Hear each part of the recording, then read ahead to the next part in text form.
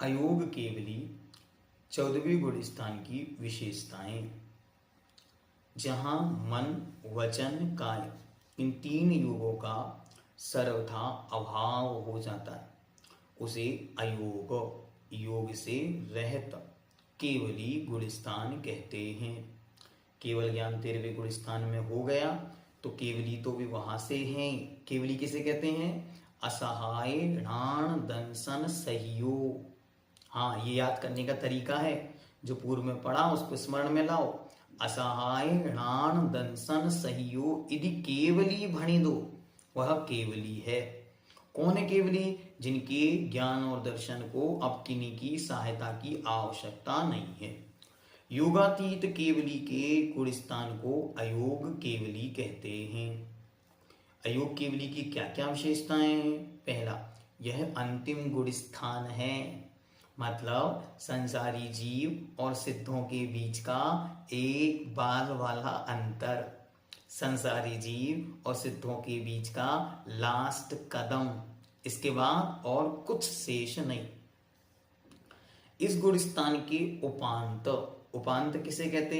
तो आचार्य महाराज के मुख से सुना था। आचार्य महाराज कहते थे उप मतलब पास वाला और अंत मतलब लास्ट। जो लास्ट तो नहीं है लेकिन लास्ट के पास है उसे कहते हैं उपांत। तो आचार्य महाराज हमेशा उत्तम आकिंचन्य के दिन शुरुआत इन्हीं शब्दों से करते थे कि एक नया शब्द आपको रखते। एक शब्द है उपरांत।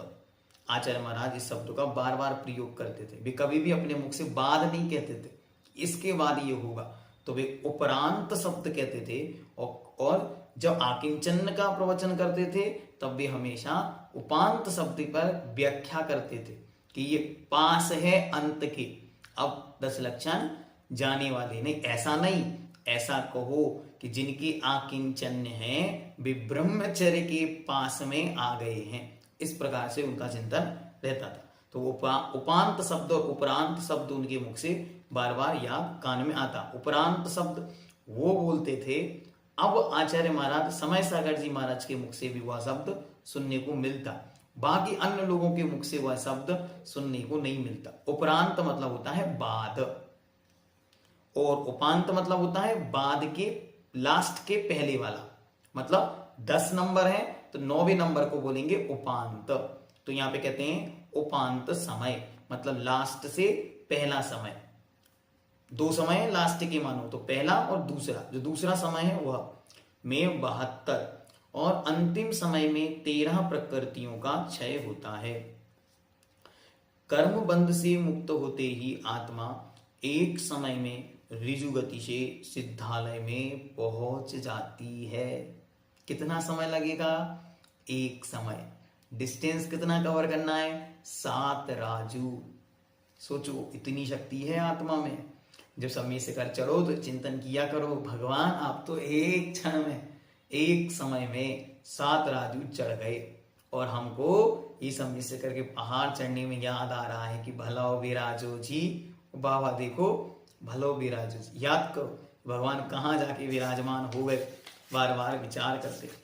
और भगवान कहाँ विराजे हैं? सो वे भगवान वास्तविकता में अपनी आत्मा में जाकर अनंत काल के लिए, सदा सदा के लिए लोक के अंतिम भाग में जाकर विराजमान हो गए। इस प्रकार कितनी प्रकृतियां वहां नष्ट हो गई थी? 63, और बची हुई 85 प्रकृतियां यहां नष्ट हुई। ऐसे 148 कर्म प्रकृतियों को भी नष्ट कर कर भगवान बन गए। अभी समय है। हाँ, कर्म बंध से मुक्त होते ही आत्मा एक समय में ऋजु गति, बिना मोड़े वाली गति के साथ सिद्धालय में पहुंच जाती है। अयोग केवली का शरीर निगोदिया शरीरों से रहित होता है। इस गुलिस्तान में अंतिम शुक्ल ध्यान होता है। इसका काल कितना है?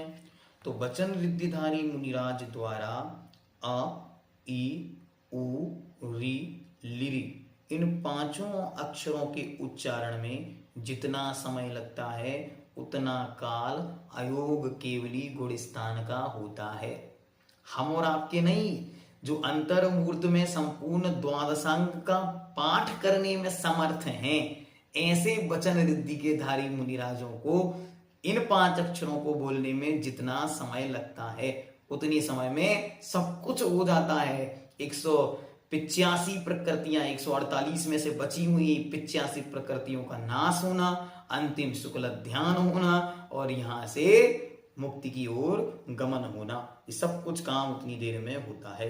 अयोग केवली गुणस्थान में 13वें गुणस्थान वाले जीव जाते हैं, अन्य जीवों का कोई काम नहीं, और लौट के आने का कोई काम नहीं, क्योंकि अब यहां से डायरेक्ट सिद्ध बनेंगे। अब यहाँ कौन कौन से प्राण शेष हैं? तो यहाँ मात्र एक आयु प्राण शेष है। बाकी प्राण और सब क्षायोक्षमिक देव पहले चले गए, और जो उसके निमित्त से बचे थे वह भी धीरे धीरे समाप्त हो गए। अयोग केवली में एक ही प्राण क्यों? तो ज्ञानावरण कर्म के क्षयोक्षम रूप 5 इंद्रिय प्राण अयोग केवली में नहीं होते। फिर पर्याप्तक जन्य प्राण शक्ति का इस गुणस्थान में अभाव है, अतः मन, वचन और स्वापचुक श्वास ये 3 प्राण भी नहीं होते। शरीर नाम कर्म के उदय जनित कर्म और नौकर्म वर्गणाओं का भी यहाँ आश्रय नहीं होता, अतः काय बल प्राण भी नहीं होता। इस प्रकार अयोग केवली के केवल एक आयु ही प्राण है। जितनी देर आयु बस उतनी देर जीवन। आयु समाप्त और वे मुक्त हुए। ये अवस्था कैसी है? ये अनाहारक अवस्था है।